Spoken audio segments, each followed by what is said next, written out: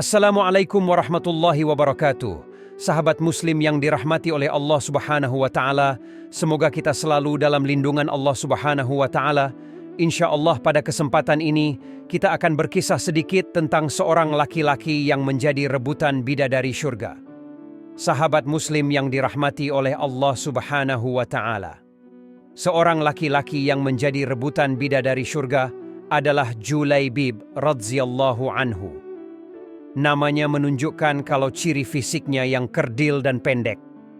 Namanya merupakan nama yang tak biasa dan tidak lengkap. Nama ini bukan ia sendiri yang menghendaki, bukan pula orang tuanya. Julaibib hadir ke dunia tanpa mengetahui siapa ayah dan ibunya. Warga sekitar tidak tahu atau tidak mau tahu tentang nasabnya. Bagi masyarakat Yatsrib, Madinah, tidak bernasab dan tidak bersuku merupakan aib besar. Tampilan fisik dan keseharian Julaibib yang lusuh menjadi alasan orang lain tidak mau dekat dengannya. Wajahnya terkesan sangar, pendek, bungkuk, hitam, dan fakir. Kainnya usang, pakaiannya lusuh, kakinya pecah tidak beralas. Tidak ada rumah untuk berteduh, tidur hanya berbantalkan tangan, berkasurkan pasir, dan kerikil. Tidak ada perabotan, minum hanya dari kolam umum yang diambil dengan telapak tangan. Abu Barzah, pemimpin Bani Aslam, sampai berkata tentang Julaibib, "Jangan pernah biarkan Julaibib masuk di antara kalian. Demi Allah, jika dia berani begitu, aku akan melakukan hal yang mengerikan padanya." Demikianlah keadaan Julaibib kala itu. Julaibib yang tinggal di Syuffah Masjid Nabawi, suatu hari ditegur Rasulullah sallallahu alaihi wasallam. "Julaibib, tidakkah engkau menikah? Siapakah orangnya yang mau menikahkan putrinya dengan diriku ini, ya Rasulullah?" Kata Julaibib, "Tidak ada kesan menyesali diri atau menyalahkan takdir Allah pada kata maupun air mukanya." Rasulullah sallallahu alaihi wasallam juga tersenyum. Mungkin memang tidak ada orang tua yang berkenan kepadanya. Namun hari berikutnya, Rasulullah kembali menanyakan hal sama. Dan Julaibib menjawab dengan jawaban yang sama. 3 kali, 3 hari berturut-turut. Dan pada hari ketiga itulah, Rasulullah memegang lengannya dan membawanya ke salah satu rumah pemimpin Ansyar. "Aku ingin menikahkan putri kalian," kata Rasulullah pada si pemilik rumah. Betapa indahnya dan betapa berkahnya, demikian respons pemilik rumah dengan wajah berseri, mengira bahwa sang nabilah calon menantunya. "Oh, ya Rasulullah, ini sungguh akan menjadi cahaya yang menyingkirkan temaram di rumah kami." "Tetapi bukan untukku," kata Rasulullah. "Ku pinang putri kalian untuk Julaibib," tegas Rasulullah. "Julaibib?"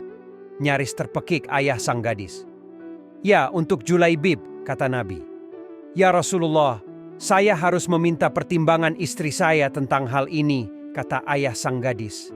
Dengan Julaibib, istrinya menjawab, "Bagaimana bisa? Julaibib berwajah lusuh, tidak bernasab, tidak berkabilah, tidak berpangkat, dan tidak berharta. Demi Allah tidak. Tidak akan pernah putri kita menikah dengan Julaibib." Perdebatan itu tidak berlangsung lama. Dari balik tirai sang putri berujar, "Siapa yang meminta?" tanya sang anak. Sang ayah dan sang ibunya pun menjelaskan, "Apakah kalian hendak menolak permintaan Rasulullah? Demi Allah, kirim aku padanya. Dan demi Allah, karena Rasulullah yang meminta, maka tiada akan membawa kehancuran dan kerugian bagiku," kata sang gadis sembari membaca ayat Quran surat Al-Ahzab ayat 36. Dan Nabi dengan tertunduk berdoa untuk sang gadis salihah itu. "Ya Allah, limpahkanlah kebaikan atasnya dalam kelimpahan yang penuh berkah. Jangan kau jadikan hidupnya payah dan bermasalah." Demikian doa indah Rasulullah sallallahu alaihi wasallam. Maka benarlah doa Nabi sallallahu alaihi wasallam. Tak lama kemudian Allah karuniakan jalan keluar baginya. Kebersamaan di dunia ternyata tidak ditakdirkan terlalu lama. Meski di dunia sang istri salihah dan bertakwa, tapi bidadari telah terlampau lama merindukannya di surga. hingga suatu ketika Rasulullah begitu kehilangan. Pada akhir pertempuran, Nabi Shallallahu Alaihi Wasallam bertanya, "Apakah kalian kehilangan seseorang?" "Tidak ya Rasulullah," serempak sahabat menjawab. Sepertinya Julaibib memang tidak berarti di kalangan mereka. Rasulullah menghela nafasnya. "Tetapi aku kehilangan Julaibib," kata beliau. Para sahabat tersadar dan segera mencari Julaibib. Maka Julaibib yang mulia pun ditemukan. Ia terbunuh dengan luka di sekujur tubuh dan wajahnya. Di sekitar jasadnya, ada 7 jasad musuh telah dibunuh. Rasulullah dengan tangannya sendiri mengafani Julaibib. Beliau menyalatkannya dan berdoa, "Ya Allah, dia adalah bagian dari diriku dan aku adalah bagian dari dirinya." Sahabat Muslim yang dirahmati oleh Allah Subhanahu wa Ta'ala.